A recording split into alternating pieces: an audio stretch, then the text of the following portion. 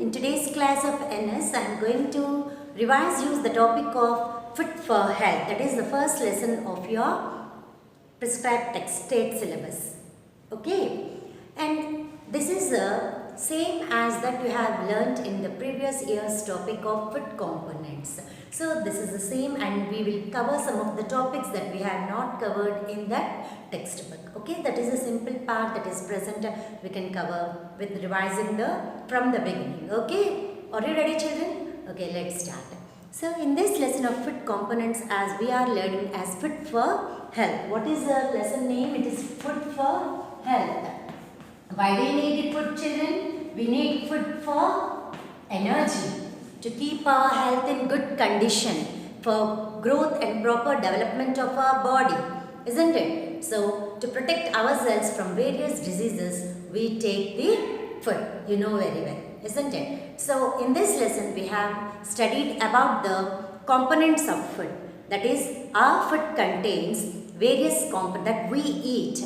Contains various components known as nutrients, which give us energy and also help for the growth and development of the body and resist of our body from various diseases. Okay, so in fact, the lesson mainly depends upon the nutrients that are present in the food that we take. Okay, so what are the various nutrients that are present in our food? They are carbohydrates, proteins,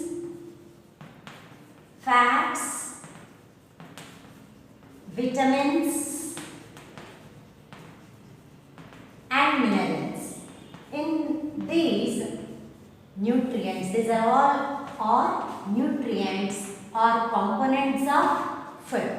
Nutrients or components of food. Is it okay? So carbohydrates, proteins and fats are macronutrients, whereas vitamins and minerals are micronutrients.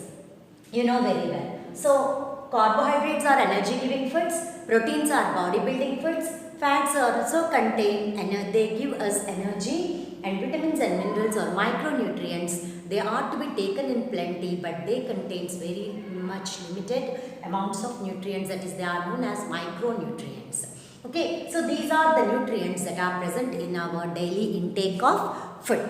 So what are the different sources of these nutrients? Plants and animal sources, as you know well. We get food from plants and animals. So from plants like carbohydrates are present in the cereals. Carbohydrates are present in cereals, tubers, jaggery and sugars. Mostly carbohydrates are present in whole cereals, we can say. Cereals, tubers, jaggery, sugars. In fruits and vegetables also we get carbohydrate levels. And proteins. Coming to proteins, you get proteins from the milk intake and fish, eggs and also pulses. Mostly pulses, beans and all. They contain proteins. Pulses, eggs, meat, fish, etc. They contain the proteins. They are body building foods. Carbohydrates are energy giving foods. Fats are present in oils and ghee, vanaspati, that is dalda we say, isn't it? So cheese, butter, all they contain fats in them. Is it clear? And meat also contain a fat in it. And vitamins and minerals. These are present mostly in vegetables, green leafy vegetables and fruits. Green leafy vegetables and fruits.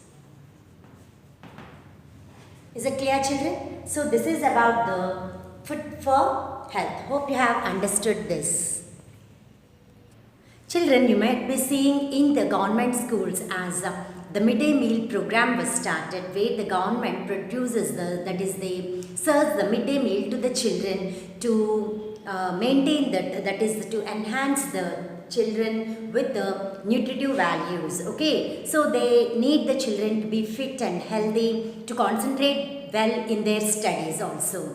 So to meet their nutritive levels, they serve the food with all the nutrients with the daily meals, where the midday meals contains the vegetable rice, eggs, sweet pongal, and many items like chickpeas and so on. So you can say that a midday, the primary objective of a midday meal program in every government school is to provide a cooked meal as well as to improve the nutritive values of the children. First one is to improve the nutritive value of the children. Midday meal, what is the objective of the nutritive value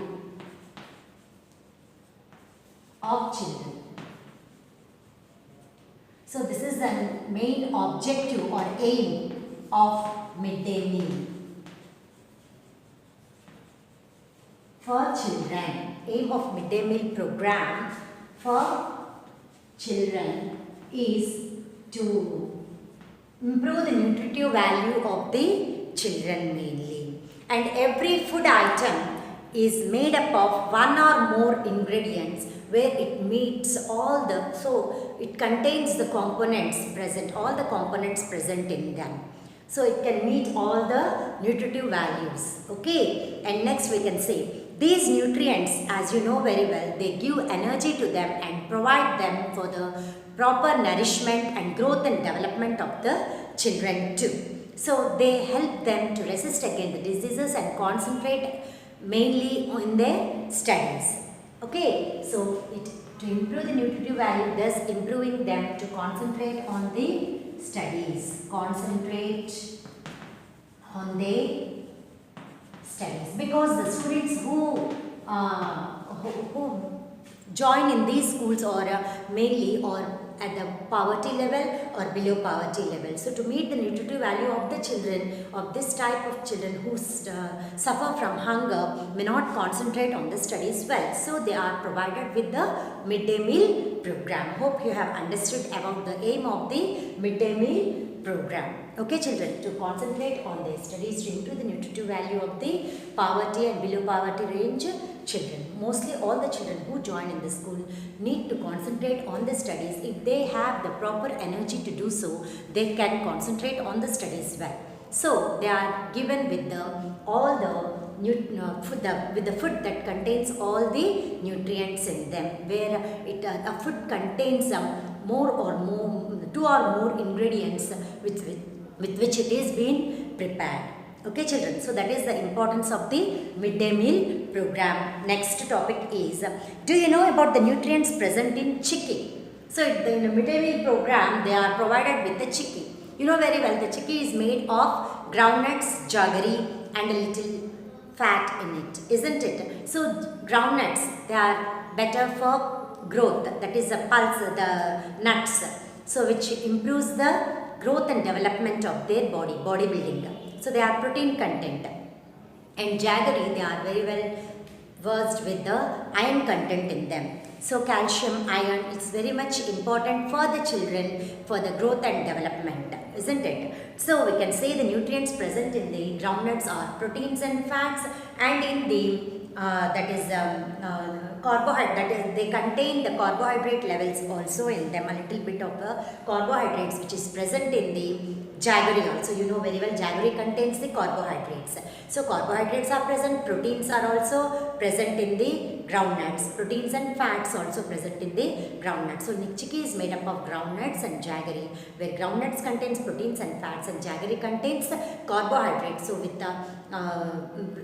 these carbohydrates, proteins and fats, which serve as the protein energy nutrition for them, where we can avoid the malnutrition children. So chickpea provides a good nutritious diet for the midday meal program, we can say it. Okay, next, coming to the next question that arises is, so what are macronutrients and what are micronutrients? I have already explained you that carbohydrates, proteins and fats are the macronutrients, and vitamins and minerals are the micronutrients, you know very well. And why do cricket players take the drink during the break? So you know very well that the cricket players use the glucose as a drink for them. isn't it? So it gives them instant energy. Okay, so as it is a carbohydrate, and you know very well that the carbohydrates gives us energy. So glucose contains the sugars which are carbohydrates, and they give them the instant energy to, and as is a type of carbohydrate which are energy yielding foods. So the cricket players use a drink in a break to get the energy for their play. Next, make a list of food items that are rich in carbohydrates. I have told you that the carbohydrate rich foods are cereals, tubers, jaggery, sugars, and fruits and vegetables also contains this carbohydrates in them. So mainly carbohydrate foods are rice, cereals, as you know very well. Cereals, they are rice, wheat, barley, maize, jowar, all the remaining millets all contain the carbohydrates, and along with the tubers, carrot, beetroot also contains the turnip, they contain the carbohydrate levels in them, and along with the fruits, jaggery, they contain sugars in them. Sugars itself contain the carbohydrates. These are cereals, and so cereals. These are the food items which contains the nutrients called as carbohydrates in them. Okay, the next question is that carbohydrates are usually present in the form of starch and sugars in the food. You know that plants produce the sugars first, later they are converted to starch. They produce sugars first and later they convert to starch. So you will be learning about this in the lesson nutrition in the plants. Okay, next, how do you test the presence of starch in a given substance? If it is a potato or rice or any wheat or whatever the example that I have shown you. So how do you test the presence of starch? So what are the materials required? For this you need test for starch. So what are the materials required for testing the starch? You need a iodine solution to test, and also the sample to test. Iodine solution and a food sample. You need a food sample to test, and you need a knife or anything that is a test tube, or you can take a petri dish and so on to do this. Okay, a knife to, if it is a potato, you need a knife to cut and so on. Okay, so these two are the main items that are required, and the remaining you can add. So depending upon the food sample, you will be taking the materials. Okay, and next you add 2 to 3 drops of iodine solution over the food sample that is taken. If it is a rice flour or rice, you will be taking in the form of flour. Wheat or rice or barley, you will be taking in the form of flour and making it into a paste, and to that paste you add a few drops of iodine solution. If it turns to dark blue or black, it confirms the presence of starch in that particular substance. Okay, so the color changes to test for starch. The observation is color turns dark blue or black. This is a confirmation test for starch. Is it clear? So on the addition of dilute iodine solution, if the sample turns dark blue or black, it confirms the presence of starch in that particular sample or substance. So hope you have understood, children, the test for starch now. Okay, shall we move for the next question now? So what is the next question here?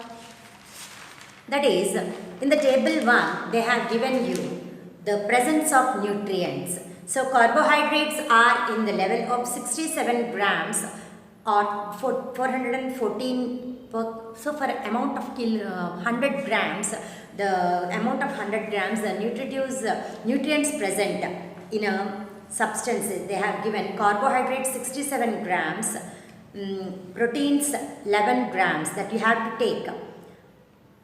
you have to take the percentage of the nutrients that you can, the presence of nutrients that you have to take. Fats 11 grams, iron 9.1 milligrams, okay. Vitamin A 202.5 milligrams. So you know very well that is milligram is a very less quantity compared to the grams.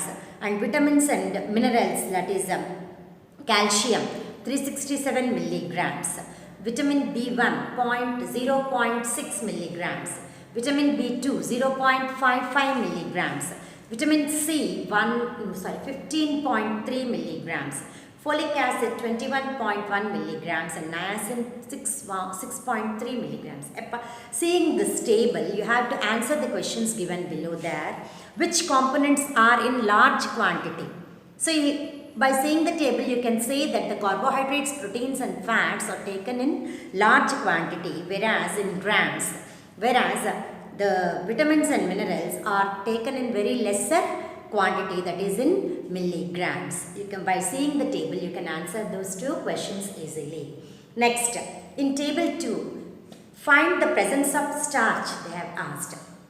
So cooked rice, you know very well, if you take a rice, mashed cooked rice, and test it with the dilute iodine solution, then you can see that it turns to dark blue or black. If add few drops of iodine solution over the cooked rice, it turns to dark blue or black, confirming the presence of starch in cooked rice. Egg yolk, it does not turn to dark blue or black. So you can say that starch is absent.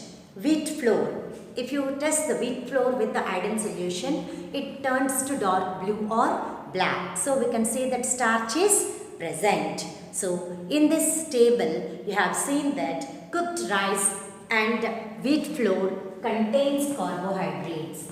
Cooked rice and wheat flour contain carbohydrates, whereas egg yolk doesn't contain the carbohydrates. Egg yolk, no carbohydrates are present in them. Okay, there are no carbohydrates in egg yolk. Next, what does the egg yolk contain then? Egg yolk contain proteins and fats. What does the egg yolk contain? Egg yolk contain proteins and fats. How do you confirm that it contains proteins and fats? You have to do the confirmation test for proteins. What is the confirmation test for proteins? You know very well. For the protein test, you need two components, mainly chemicals required for the protein test for proteins. Test for proteins are number 1, copper sulfate solution,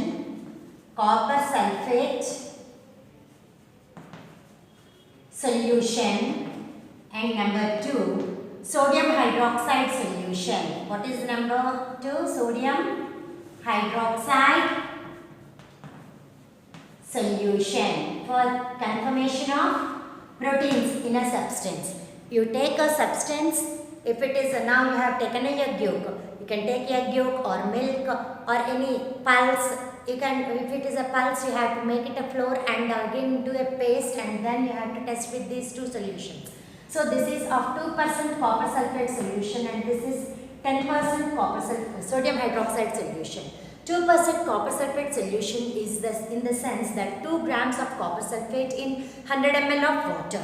10% sodium hydroxide solution in the sense that 10 grams of sodium hydroxide in 100 ml of water you are taking and testing with the substance or the sample that is given. So in a given sample, if this is a test tube, you can take a sample that is given. If it is a milk or egg yolk, anything, you can take it, and for this sample you are adding these two solutions, 2 grams, that is 2 drops of copper sulfate and 10 drops of sodium hydroxide solution you are adding to it with the help of a drop of Okay, so when you add to it, it turns to which color? It turns to violet color. Violet or purple color. Violet or purple color, which proves the conformation test. This is the conformation test for proteins. Proves that the substance or the sample contains proteins. If the substance turns violet color on addition of copper sulfate solution and sodium hydroxide solution, then we can say that the sample or the substance contains protein in them. Is it clear, children? So from this you can understand that pulses, fish and eggs, meat, if they contain proteins in them, they convert this when the chemicals like copper sulfate and sodium hydroxide are added to them, they convert to or they turn to violet or purple color. Is it clear? So that is about the protein test. Hope you have understood, children. Milk, egg and pulses are protein rich foods. Okay. What are protein rich foods? Milk, egg and pulses. Protein rich foods are milk, eggs and pulses. These are protein rich foods. Proteins are required for the formation of muscles and other body organs. So they are called as bodybuilding foods. So for the formation of muscles, the proteins are required and they help for the growth and development of the body and regulate the biochemical reactions in our body. They repair the wounds of on the body and they help to build the immunity against the diseases. They help to build the immunity against the diseases also. So we have to take regularly, we have to take the proteins in our diet. Okay, children? So why it is required to take the pulses, eggs every day? It is required to take the pulses every day in order to get the growth, that is to develop the growth and development in our body and also get immunity against the diseases where the proteins regulate the biochemical reactions in our body and help as the body building foods. Is it clear, children? So proteins are body building foods. Carbohydrates are energy giving foods. What are proteins? Proteins are body building foods. What are carbohydrates? Carbohydrates are energy giving foods. Okay. Next, coming to the fats. If you take that, do all the food items contains proteins in them? No. We cannot say all the food items contain proteins in them. They are present in certain food items only. Not all the food items are with the proteins, we can say. So protein is present in eggs, pulses and milk. Okay, beans and all. They contain proteins in them. Soya bean, if you take soya bean flour contain proteins. It contains proteins because when you test with the solution that I have told you, they turn to violet or purple as it is given in your textbook table. That is, they have asked to test with soya bean flour. If you test ghee, whether it contains proteins? No, no proteins. They do not contain proteins. No protein is present in ghee. And milk if you take, yes, milk contains proteins. Milk contains protein in it. Okay, contains proteins. So we can say that all the food items that we take do not contain protein, where ghee is a component which does not contain protein in it, though it is developed from the milk product itself. That is, from the milk ghee is being produced. Ghee contains fats which are energy rich foods but does not contain protein in them. Okay, when we eat curd rice, our palm becomes oil, isn't it? Curd rice. Or when you take the bhaji in a paper, the paper becomes oily. Why is it so? Why does the paper turns translucent? So when you observe the paper under the source of light, you can see that it turns translucent in nature. You know the nature of translucent, that if it cannot be seen clearly, partially it is been observed. So what is it? Why does it appear so? So it is a property of fats, that the fats convert the paper into translucent. When an object is placed over the paper, then if if the paper turns translucent, then we can see that the substance contains fats in them. So test for fats. In the test for fats, children, here to confirm the presence of starch, especially in the curd, as you said, or the samosa that is taken in the paper, both of them, if you take the curd, when you eat the curd rice, your hand become the butter. Due to the presence of butter in it, our hands become oily in nature. Is it clear? And also, if you take a samosa or bhaji on a piece of paper, the paper turns translucent. So this is the thing, because it happens because of the presence of fats in them. How can you confirm the presence of fats in a given substance?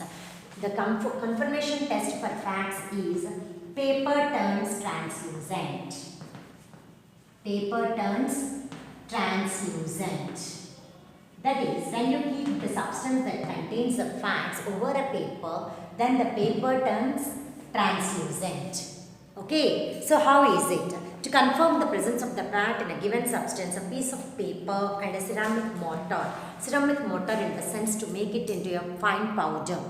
So how to do, or the experiment here, it is given as the groundnuts. Groundnuts, you know very well that they contain proteins and fats, I told you earlier. To prove that the groundnuts contain fats in them, we can do this simple test.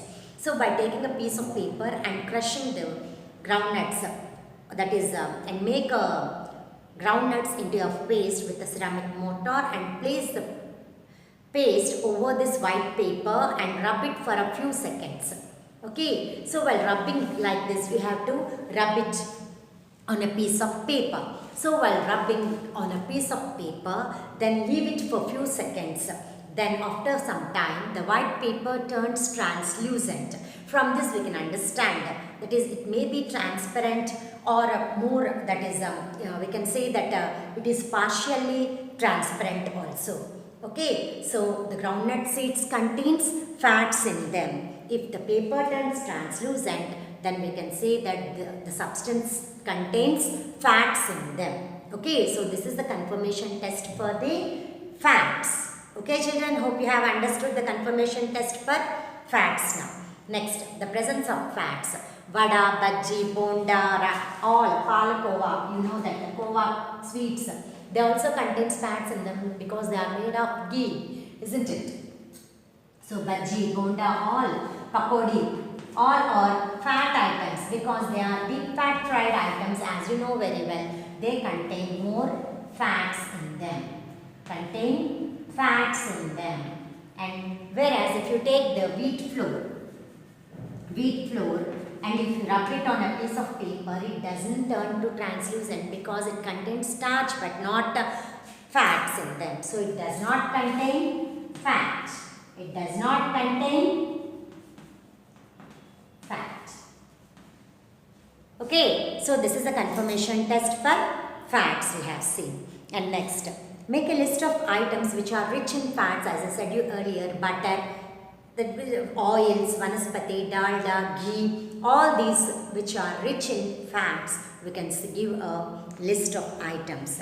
Okay, so next question, why do the elders suggest us to take the green leafy vegetables? So what is the main, after fats, you know very well that vitamins and minerals are very important for our diet, isn't it? Vitamins and minerals, where are they present? As you know very well that vitamins and minerals are present in the green leafy vegetables and fruits, isn't it? We get vitamins through all these things, where they supply fiber also. So, fiber in our diet prevents us from constipation. So, they help for easy bowel movement and prevent us from constipation, where fiber is present in the fruits and vegetables in plenty. So we are supposed to take fiber-rich foods to avoid the constipation, to problems of health problems, that is the problems that are related to the digestive tract. Okay, so fibers in the food help in digestion. So from this we can understand that fibers in food helping digestion. Fibers in food help in digestion and they prevent constipation. What is this constipation? Mostly fibers they are also called as roughages. Fibers are also called as roughages, a kind of carbohydrates which cannot digest, but they help the food to digest. They cannot digest directly, but they form the bulk in our diet. They form the bulk. Whenever you eat the green leafy vegetables or the groundnuts more and more, you feel somewhat bulk in your stomach, isn't it? But they help the food to digest. It takes place as if you are ready to go to motion and so, isn't it? So they help in digestion and they help for free bowel movement. They help for free bowel movement and help in the easy movement in your digestive tract. Okay, so that is the main functions of the fiber. Digestive related problems can be cured if you take more fibers in your diet. And also when you are suffering from loose motions and so on, you have to stop the fibers to some extent. Later again you can prolong. Okay, so green leafy vegetables, they contain fiber in them. As you know very well, green leafy vegetables, they contain the vitamins and minerals are protective foods. What are vitamins and minerals? They are protective foods, whereas fats are energy yielding foods. They give us energy. Fats also give us energy. Carbohydrates are energy yielding foods. Proteins are body building foods. Fats also contain energy for us. They give us energy. And whereas the vitamins and minerals are protective foods. What are vitamins and minerals? Vitamins and minerals are protective foods. They protect us from various diseases and cause the disease resistance in our body, and hence they are called as protective foods. They are mainly present in fruits, vegetables and green leafy vegetables, and they contain fiber in them, and so our elders say to take more of the greens in our diet to adjust ourselves and make ourselves free from the constipation. Okay, so that's why our elders suggest us to take more of the green leafy vegetables daily and help in free bowel movement in our digestive tract and prevent the constipation. This is the main question that you have to learn, an important point in this lesson. Next, what are the reasons for anemia? As you know very well, up to now we have test for the components. Okay, next. In the next class, I'll continue, children. Till then, have a read over the lesson that I have told you. Thank you.